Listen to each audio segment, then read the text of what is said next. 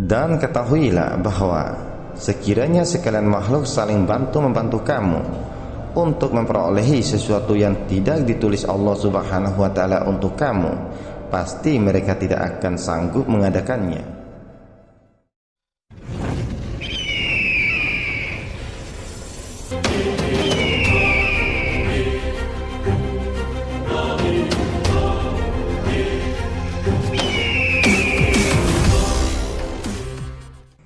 Bismillahirrahmanirrahim. Assalamualaikum warahmatullahi wabarakatuh. Sandarkan niat kepada Allah Subhanahu wa Ta'ala. Tidak sia-sia sesuatu maksud apabila disandarkan kepada Allah Subhanahu wa Ta'ala, dan tidak mudah tercapai tujuan jika disandarkan kepada diri sendiri.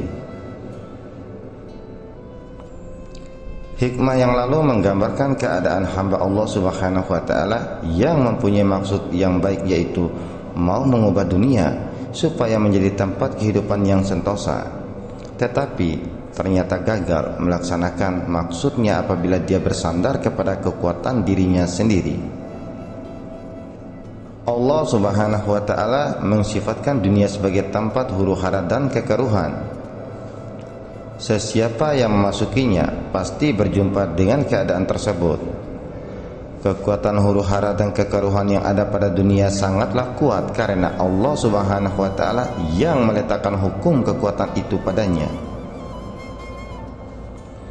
Percobaan untuk mengubah apa yang Allah Subhanahu wa Ta'ala tentukan akan menjadi sia-sia.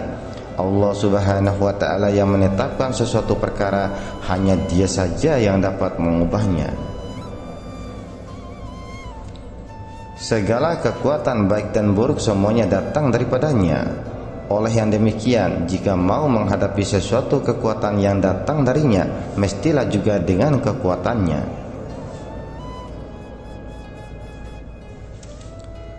Kekuatan yang paling kuat bagi menghadapi kekuatan yang dipunyai oleh dunia ini ialah kekuatan berserah diri kepada Allah Subhanahu wa Ta'ala, kembalikan semua urusan kepadanya. Rasulullah Shallallahu Alaihi Wasallam telah memberi pengajaran dalam menghadapi bencana dengan ucapan dan penghayatan. Semua perkara datangnya dari Allah Subhanahu wa Ta'ala dan akan kembali kepada Allah Subhanahu wa Ta'ala juga. Misalnya, api yang dinyalakan, dari mana datangnya jika tidak dari Allah Subhanahu wa Ta'ala, dan kemana perginya bila dipadamkan jika tidak kepada Allah Subhanahu wa Ta'ala.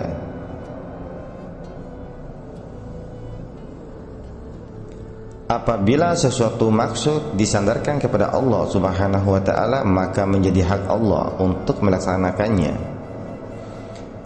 Nabi Adam alaihissalam mempunyai maksud yang baik, yaitu mau menyebarkan agama Allah Subhanahu wa Ta'ala di atas muka bumi ini dan menyandarkan maksud yang baik itu kepada Allah, dan Allah Subhanahu wa Ta'ala menerima maksud tersebut.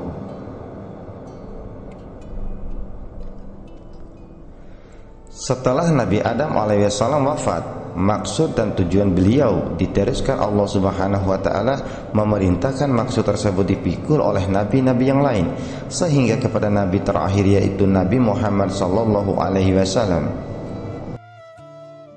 Setelah Nabi Muhammad sallallahu alaihi wasallam wafat, dia dipikul pula oleh para ulama yang menjadi pewaris nabi-nabi. Dia tidak akan berhenti selama ada orang yang menyeru kepada jalan Allah Subhanahu wa Ta'ala. Jika dipandang dari segi perjalanan pahala, maka boleh dikatakan pahala yang diterima oleh Nabi Adam alaihissalam karena maksud baiknya berjalan terus selama agama Allah Subhanahu wa Ta'ala berkembang dan selagi ada orang yang mewarisi dan meneruskan perjuangannya ini.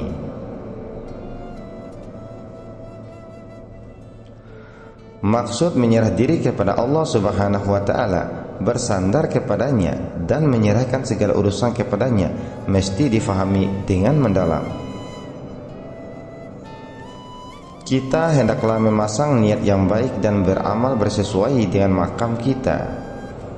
Allah yang menggerakkan niat itu dan melaksanakan amal yang berkenaan.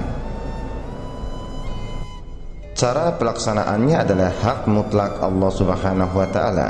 kemungkinan kita tidak sempat melihat asas yang kita bina siap menjadi bangunan, namun kita yakin bangunan itu akan siap karena Allah Subhanahu wa taala mengambil hak pelaksanaannya. Maksud dan tujuan kita tetap akan menjadi kenyataan walaupun kita sudah memasuki liang lahat.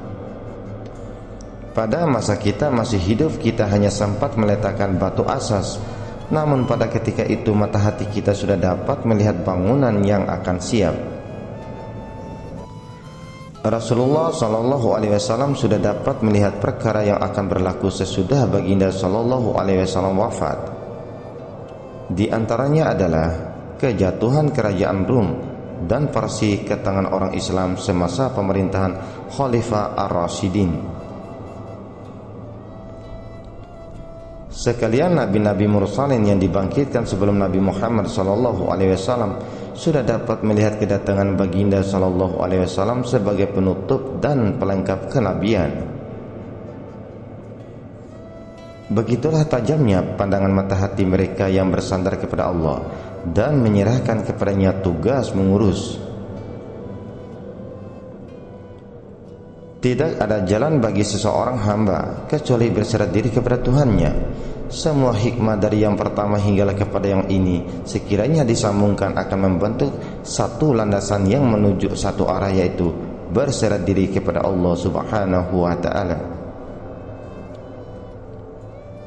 Hikmah-hikmah yang telah disampaikan membicarakan soal pokok yang sama, disuluh dari berbagai-bagai sudut dan aspek supaya lebih jelas dan nyata bahwa hubungan sebenar seorang hamba dengan Tuhan ialah berserah diri, ridho dengan lakuan Allah.